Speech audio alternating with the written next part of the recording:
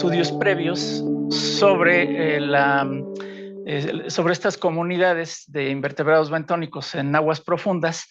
Se ha obtenido mucha información en las 13 campañas del proyecto Talud, que precisamente se llevó a cabo aquí en el Instituto de Ciencias del Mar y Limnología, dirigido por el doctor Hendricks, en el cual ha aportado mucha información sobre estas comunidades, principalmente sobre poliquetos, decápodos, crustáceos, equinodermos y moluscos. En estas campañas que se llevaron a cabo desde el 1989 hasta el año 2009, bueno, pues se usaron este tipo de técnicas de muestreo, las cuales nos aportaron bastante información sobre estos grupos de organismos. No obstante, más recientemente, en la última década, las colaboraciones institucionales con principalmente instituciones de investigación extranjeras como MBARI o el Woods Hole Oceanographic Institution, etcétera, etcétera, con instituciones mexicanas como son el CIBNOR, CICESE y la propia UNAM, nos han permitido tener acceso a este tipo de tecnología, como el uso de vehículos de operación remota, ROV por sus siglas en inglés, sumergibles que, bueno, ya están equipados con cámaras de alta definición, con sensores ambientales para evaluar prácticamente diferentes variables durante toda la inmersión, y nos permiten registrar o documentar prácticamente in situ los organismos, observarlos en su hábitat. Esto en el Golfo de California, bueno, pues nos ha permitido en la última década comenzar a explorar estos hábitats de mar profundo. Derivado de estos proyectos, de estas primeras exploraciones en hábitats de fondos blandos, como las realizadas como ya hablábamos del proyecto Talud, pues se ha obtenido mucha información sobre algunos factores que intervienen en la distribución o en los patrones de distribución a grandes profundidades de estos organismos. Y esto se ve plasmado en estas contribuciones. O sea, aquí solamente pongo algunas, evidentemente que hay más investigaciones derivadas de las campañas Talud y de algunas otras que también se han llevado a cabo, en donde se observa que en este caso la influencia de la zona de oxígeno mínimo, que se extiende, como vemos en este mapa aquí que les señalo, que tiene una gran extensión en el Golfo de California, en la región sur hacia la región central, y que eventualmente desaparece hacia la región norte y el Alto Golfo, por diferentes factores oceanográficos como las mezclas por las corrientes de marea, los fondos marinos menos profundos en comparación con la región sur del Golfo. Lo que observamos es la desaparición de esta zona de oxígeno mínimo. Sin embargo, muchas de estas investigaciones llevadas a cabo en la región central y sur del Golfo han visto que la zona de oxígeno mínimo tiene una relevancia sobre la composición, la abundancia y la riqueza de poliquetos, moluscos, crustáceos decápodos, ¿no? Y precisamente derivado de estas colaboraciones internacionales entre instituciones, es que se encaja mi proyecto que estoy desarrollando en una colaboración que se hizo con el Instituto de Investigación del Acuario de la Bahía de Monterrey, mejor conocido como MBARI, en donde, como veremos ahora en las siguientes diapositivas, se llevaron a cabo en el 2012 el registro de el hábitat béntico a diferentes profundidades en 3 cuencas en el Golfo de California, y como parte de esta colaboración con la UNAM se tuvo acceso a este material videográfico y de datos ambientales. Entonces, mi proyecto en lo que se enfoca es en describir estos patrones de distribución de la fauna megabéntica en zona batial en estas 3 cuencas, en la cuenca de Guaymas, Alcipuedes y Delfín, en el Golfo de California, centrándome principalmente en los substratos duros, aunque como veremos también tengo información sobre substratos blandos. sobre sedimentos. Lo que intentamos hacer es ver el reemplazo de la megafauna con el gradiente de profundidad y comparar estos patrones de distribución en las tres cuencas con base en la variación de las variables ambientales, como enfocándonos en el oxígeno y el tipo de substrato duro o substrato blando. Aquí, por ello, esperamos que estos factores sean relevantes en los patrones de distribución de la fauna megabéntica. Entonces, durante la expedición 2012 en el Golfo de California que llevó a cabo en Bari, se llevaron a cabo transectos en el lecho marino. Aquí no sé por qué no corre esto, pero ahí está. Se llevaron a cabo tres transectos, cada transecto en una cuenca, que es la cuenca Delfín, ubicada más hacia la región norte. En la región de las Grandes Islas, en la cuenca Salsipuede, se llevó a cabo otro transecto de prospección de la fauna megabéntica. Y en la cuenca de Guaymas.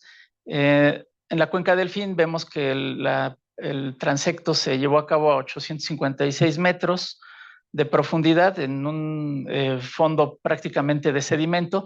Estas flechas indican el recorrido que hizo el ROV por el lecho marino y prácticamente, bueno, registrando los parámetros ambientales, pero lo relevante es que los valores de oxígeno nos indican que estamos en el límite superior de la zona de oxígeno mínimo en esta región.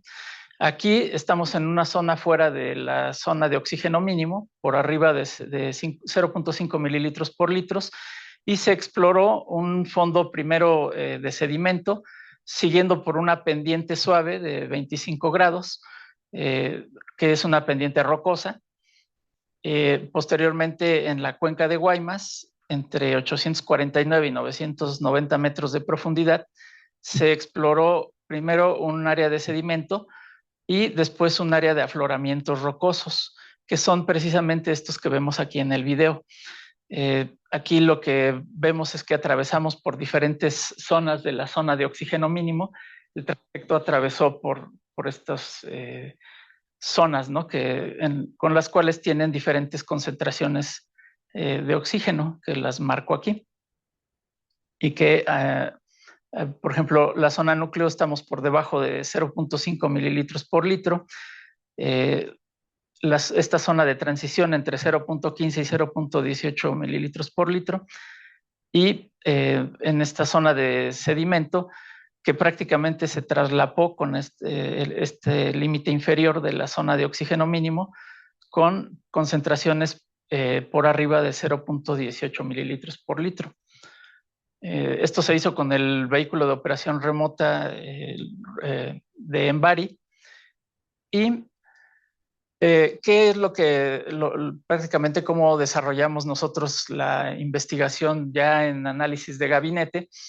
Lo que hacemos es que con estos videos e imágenes obtenemos, con estos videos de los transectos realizados en cada una de estas cuencas, obtenemos las imágenes, las cuales posteriormente analizamos para obtener, en este caso, los registros de ocurrencia de la megafauna, obtener su composición, su riqueza taxonómica y en este caso, por análisis de fotogrametría, obtenemos lo que es su cobertura biológica. Lo que aquí quiero señalar es que estamos centrándonos en lo que es todos estos organismos que miden más de 3 centímetros y que son visibles en las imágenes. Evidentemente que hay un sesgo porque hay organismos que no pueden, bajo ciertas tomas no se pueden observar. Aunque sí, durante los con el vehículo de operación remota se hacen acercamientos para que nos ayudan en la identificación de los organismos o incluso colectas. Estos equipos están equipados con un brazo robótico con el que se pueden colectar organismos o muestras que pueden ser también de roca. A veces las campañas oceanográficas también son con objetivos geológicos. Y que nos permiten posteriormente ya en el laboratorio ayudarnos en las identificaciones de los organismos. También tenemos los registros ambientales. Durante toda la inmersión, el vehículo de operación remota tiene sensores que van registrando de manera continua los parámetros ambientales: temperatura, profundidad, oxígeno, salinidad. Aquí lo que hacemos nosotros es, con esto nos ayudamos para caracterizar el hábitat, y posteriormente todos estos metadatos se incorporan a lo que es la base de datos del repositorio UNINMAR, con lo que también el repositorio institucional de UNINMAR, del instituto, con lo cual también contribuimos nosotros a generar estas bases de datos abiertas. Los datos están y los videos están disponibles para cualquier persona que los quiera dar. Entonces, esto pues es también con el objetivo de poder tener una retroalimentación. Como ya veíamos un poco en la cuenca Delfín, lo que se prospectó, esto representa los recorridos de los transectos por el fondo, sería el perfil batimétrico de los recorridos. En dorado tenemos el recorrido hecho en la cuenca. En azul es la cuenca de Guaymas, y el que está en rojo es el realizado en la cuenca Salsipuedes. Los cambios de color representan el cambio en el tipo de substrato. Aquí, como vemos, esto fue un área de sedimento, como se puede ver en las imágenes, en donde tenemos estos fondos, este fondo blando, y fue prácticamente un recorrido sobre un relieve plano a lo largo de toda el recorrido. Aquí tenemos una cierta pendiente, pero aquí tenemos un área de sedimento prospectada al inicio, y posteriormente el área de afloramientos rocosos, que ejemplifico con estas imágenes. Y en la cuenca Salsipuedes tenemos igual un área de sedimento en la base de esta pendiente suave, con rocas expuestas, que posteriormente aquí vemos el recorrido y la profundidad hasta donde se prospectó en este hábitat.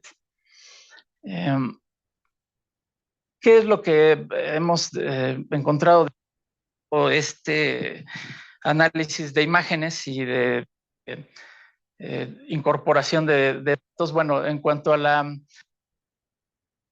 lo que creo que sí se escucha bien, sí. Delfín, en este hábitat de sedimento, principalmente los organismos se conforman por principalmente peces bentopelágicos. Como veíamos en la imagen, algunas nidarios o corales de aguas profundas solitarios que se fijan en el sedimento. Moluscos, ahí observamos aquí, por ejemplo, dos especies de cefalópodos de hábitos bénticos, algunas principalmente equinodermos, que son pepinos de mar, y algunos briozoarios que son foliáceos, que lo que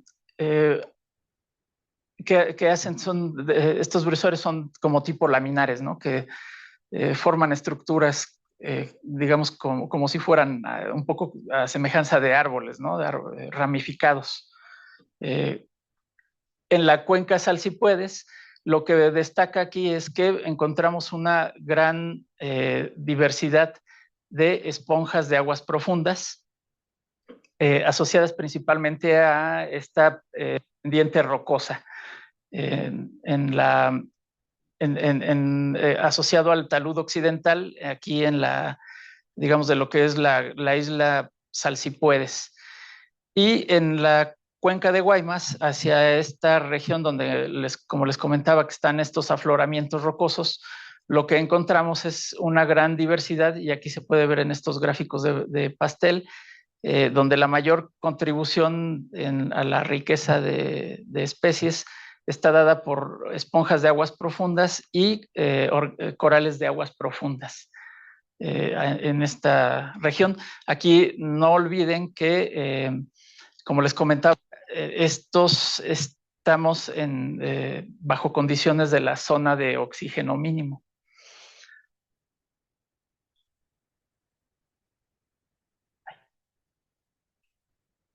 Ahora no cambia. Ya se trabó. Ah, ya. Ahí está. Es que no avanzaba, pero aquí simplemente es como para ejemplificar algunos organismos que son, digamos, característicos de estas asociaciones biológicas y en los que ya les he descrito. Vamos a observar, bueno, hay mucho por qué ejemplifica de una forma clara la diversidad biológica de corales y esponjas asociada a estos afloramientos rocosos. Entonces, como vemos, el tipo de substrato sí tiene un efecto bastante relevante en cuanto a la composición, la riqueza y la diversidad de organismos en los hábitats, prospectados. Y podemos ver algunos patrones, por ejemplo, ¿no? Los hábitats rocosos explorados en las tres localidades, en las tres cuencas, vemos que están dominados por ejemplo, corales de aguas profundas o esponjas. En este caso, por ejemplo, en los substratos blandos como el sedimento, vemos que en el caso de la cuenca de Guaymas y en Salsipuedes, lo que observamos es la dominancia de equinodermos y crustáceos decápodos o artrópodos que aparecen aquí. Esos, digamos que son patrones semejantes, ¿no? Vemos una dominancia de los sustratos duros por esponjas y corales, y en el caso de los sedimentos, de equinodermos y artrópodos. Lo que hemos visto y realizando las comparaciones de diversidad y de riqueza en este caso, entre los mismos, entre la misma localidad, entre los tipos de substrato de una misma localidad, sí vemos diferencias también en cuanto a la riqueza y la diversidad, en este caso evaluada por el índice de Shannon-Wiener, y lo mismo en la cuenca de Guaymas y lo mismo para la cuenca Salsipuedes. En el caso de la cuenca Delfín, en los sedimentos, encontramos principalmente la dominancia de estos moluscos que son cefalópodos y de peces bentopelágicos. Entonces ahí vemos que las asociaciones pues ya tienen otra composición y abundancia. Y de hecho también la diversidad pues fue muy baja, ¿no? En este tipo de hábitat. Pero, ahora, ¿por qué no cambia?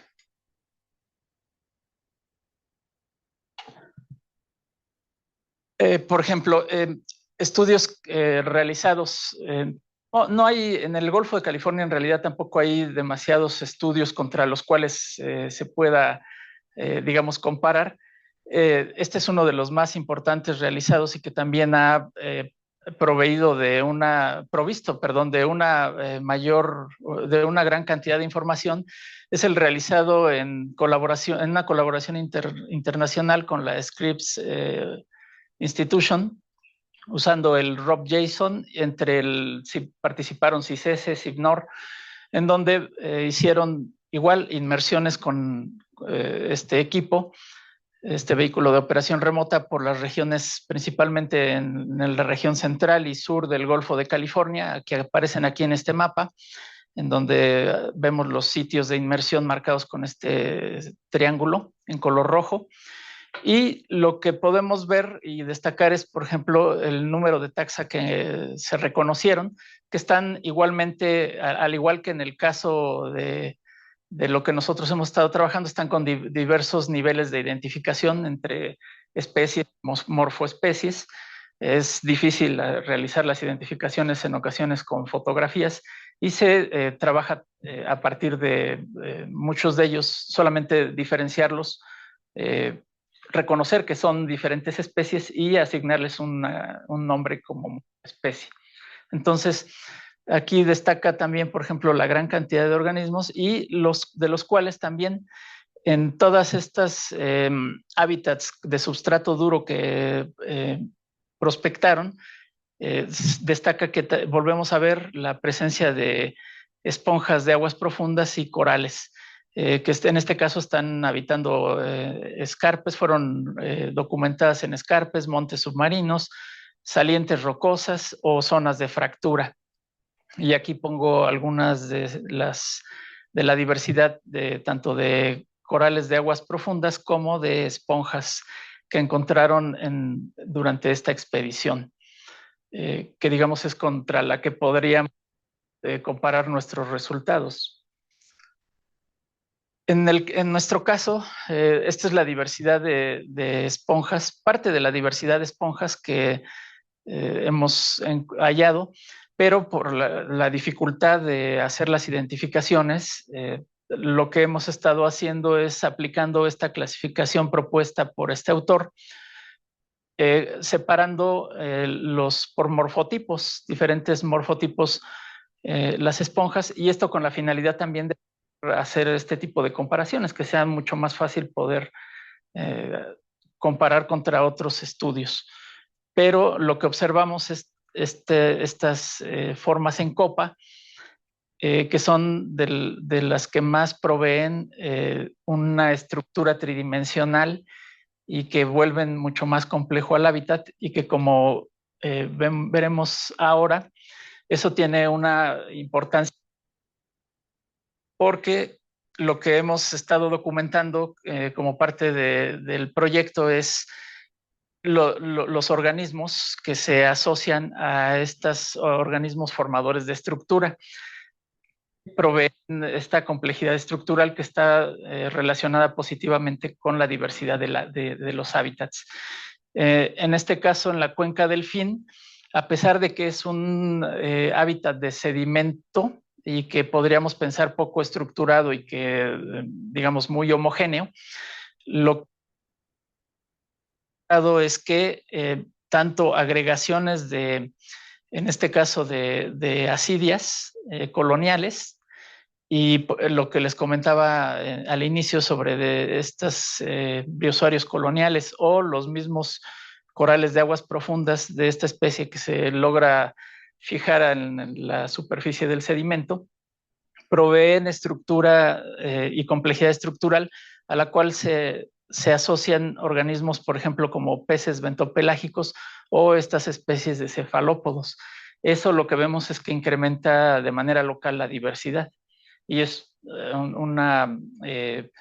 digamos, es una característica bastante importante.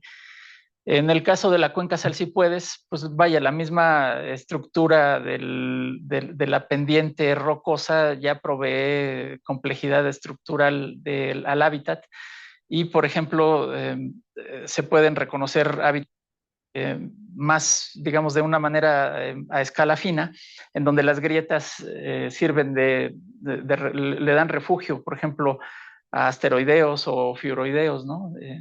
Y también reconocemos igual organismos formadores de estructura, por ejemplo, esponjas de aguas profundas, a los cuales se asocian, por ejemplo, ofiuroideos, como vemos aquí. Las flechas están señalando, en este caso, los brazos de algunos ofiuroideos asociados a estas esponjas, o algunos, por ejemplo, crustáceos decápodos o asteroideos, por ejemplo, que podemos observar también asociados a estas agregaciones de esponjas en la cuenca Salsipuedes. Y en la cuenca de Guaymas, pues vemos desde esponjas proveyendo refugio a crustáceos decápodos, corales como estos que estoy aquí señalando, que también sobre los cuales viven este tipo de crustáceos decápodos, o toda la diversidad de organismos que se asocian alrededor de la estructura tridimensional de estos corales.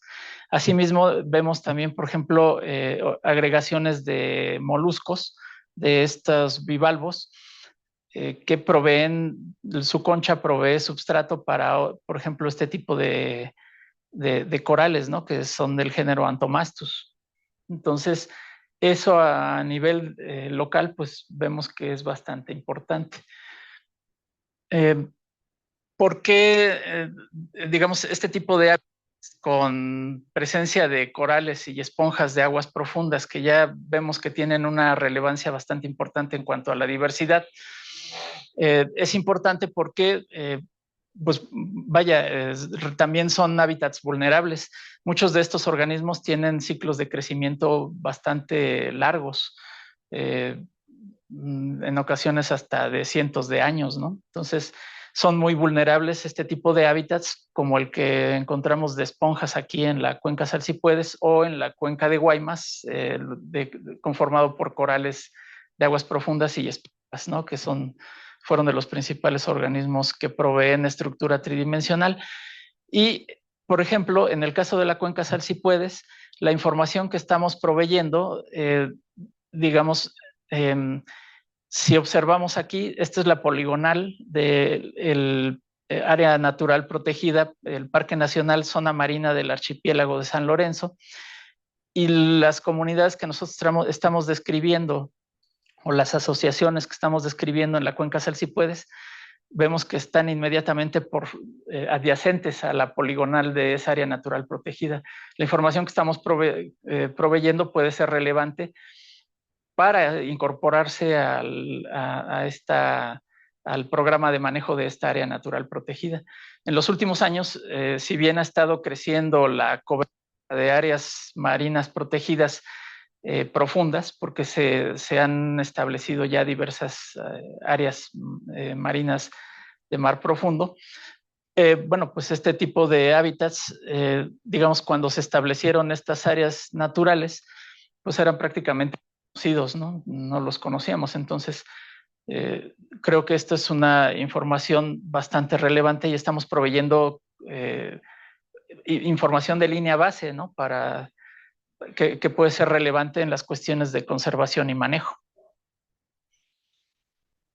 En cuanto al oxígeno disuelto, a diferencia de lo que nosotros esperábamos, nosotros hubiéramos esperado que el oxígeno disuelto disminuyera la diversidad o afectara la abundancia y la composición de las asociaciones de megafauna epivéntica que estamos encontrando. Sin embargo, lo que encontramos, pues, digamos, es esto. Más bien unas asociaciones bastante ricas y diversas, conformadas, como les he comentado, por estos corales y esponjas de aguas profundas. Pero esto tiene que ver con, digamos, nosotros no observamos un efecto relevante del oxígeno porque digamos, el transecto solamente comprendió la parte baja del límite inferior de la zona de oxígeno mínimo. No, si el transecto hubiera continuado por la zona núcleo, seguramente nosotros hubiéramos visto un efecto dramático sobre la composición y la abundancia de estos organismos.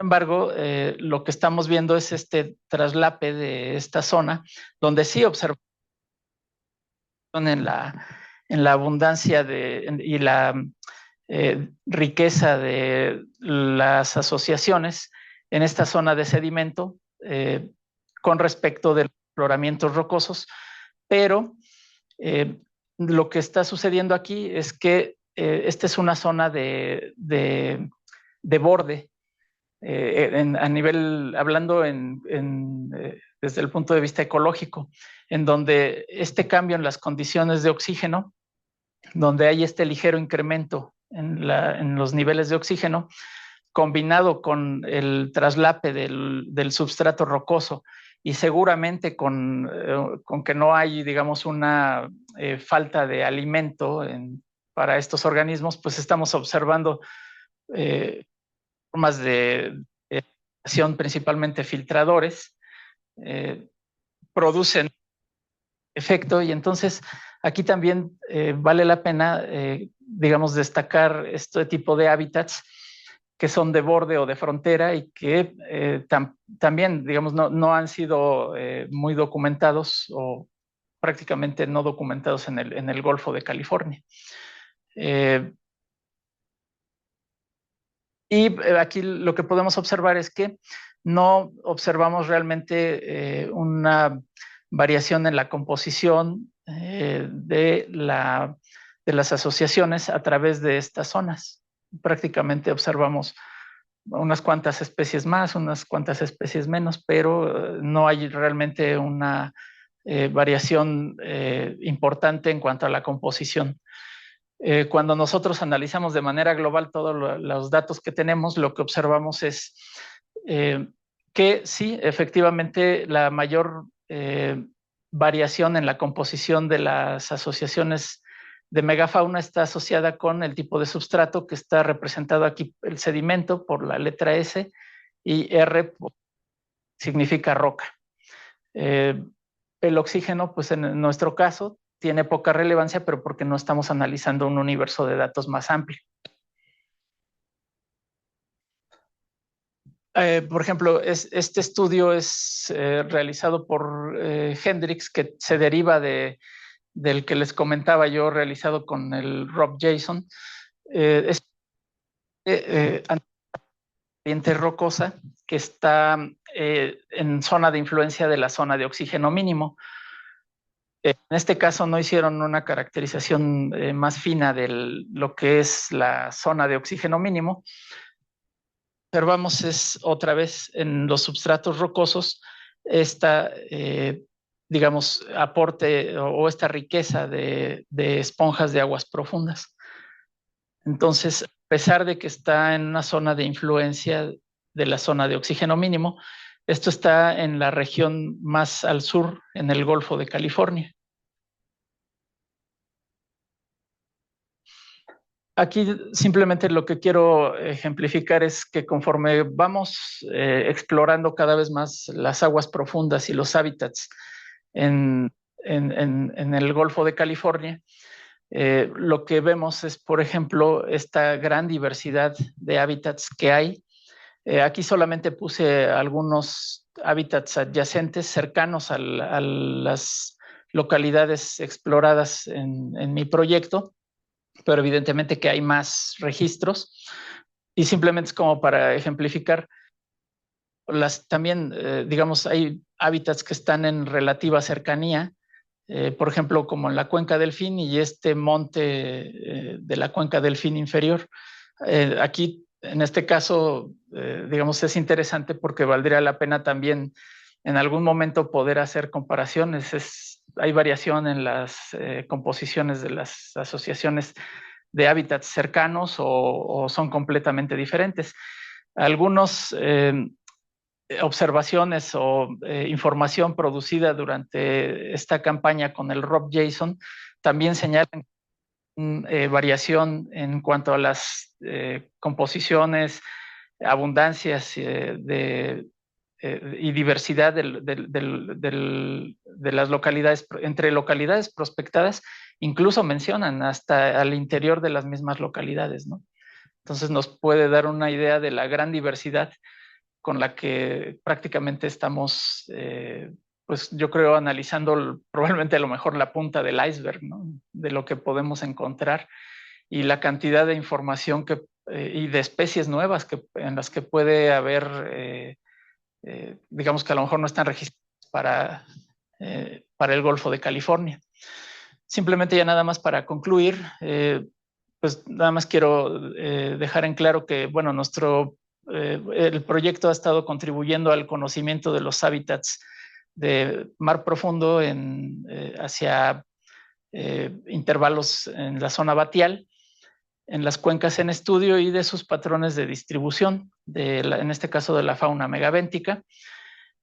Como comentaba anteriormente, pues hemos estado con la información que estamos generando contribuye para, digamos, esa información importante de línea base que puede ser relevante para cuestiones de conservación en el Golfo de California. La descripción de la diversidad de estos organismos constructores de hábitats en substratos duros, ¿no? Que son relevantes y que no es sino hasta ahora con la incorporación de esta nueva tecnología que podemos tener acceso, ¿no? A observar y a describir, observar directamente y describir a este tipo de hábitats tan diversos, ¿no? A profundidades tan grandes, ¿no? O de mar profundo. No me queda más que agradecer en este caso a estas instituciones por su apoyo y para que han permitido la realización de este proyecto. Y bueno, pues por mi parte sería todo. Quedo abierto a preguntas. Muchas gracias, doctor. Le agradecemos mucho su participación. Aquí le dejo gracias. Por si gusta. Gracias.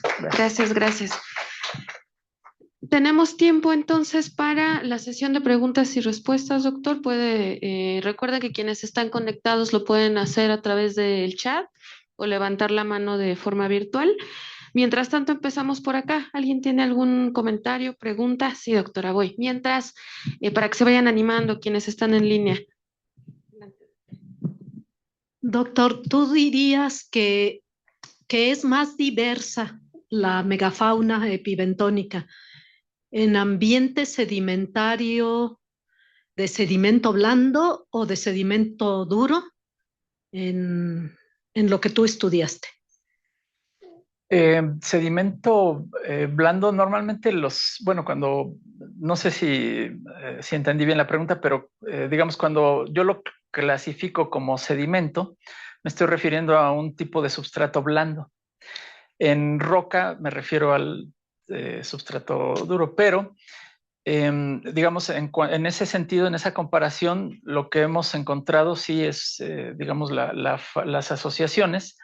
El tipo de substrato influye mucho en la composición y en la riqueza de la diversidad de las asociaciones. Son más diversas las asociaciones que hemos encontrado de fauna epibentónica en substratos rocosos o substratos duros en comparación con los de substrato blando o sedimento. Gracias. Gracias, doctora. ¿Alguna otra pregunta por aquí? ¿Algún comentario que tengamos en línea, Nacho? ¿O alguien que quiera abrir su micrófono de quienes están conectados? Creo que no, ¿verdad? ¿No hay nadie, Nacho? Ya fueron todos. No, siguen conectados, nada más que de repente preguntan yo un poco después, doctor. Bueno, ¿algo más, doctor, que quisiera agregar, aprovechando el tiempo? Pues simplemente dejar a lo mejor un poco más claro, a lo mejor ya fui bastante claro, pero sobre la importancia de describir estos hábitats conformados por estos organismos constructores, ¿no? Como corales y esponjas, ¿no? Que están prácticamente, pues son muy poco conocidos, ¿no? Los nidarios y las esponjas de aguas profundas son muy poco conocidos, ¿no? A nivel general y en el caso del Golfo de California, pues es prácticamente el mismo patrón. Entonces, conforme vayamos teniendo acceso a estas colaboraciones o a una mayor cantidad de colaboraciones, pues seguramente podremos ir descubriendo y describiendo esta riqueza, ¿no? Asociada. Y es importante porque precisamente nos permite ver toda esta diversidad que tenemos en este caso en el Golfo de California, que se suma a la ya conocida en aguas, digamos, menos profundas, y que también nos permite valorar, en este caso, digamos, los posibles disturbios que pudiera haber por actividades humanas, ¿no? Aunque todavía no los ha habido de manera directa, se ha venido, por ejemplo, frenando toda esta cuestión de la explotación de ciertos recursos en aguas profundas, pero digamos ahí está siempre latente, ¿no? El querer aprovecharlos, ¿no? Claro. Muchas gracias, doctor. Le agradecemos mucho. Creo que no hubo algún Acá comentario. sí hay una pregunta. Sí. De Jocelyn Tapia de la O. Pregunta que si además de la rugosidad que proporciona un hábitat como la esponja o el coral, ¿cuáles considera que podrían ser otras variables que favorecen la riqueza de especies en estos hábitats?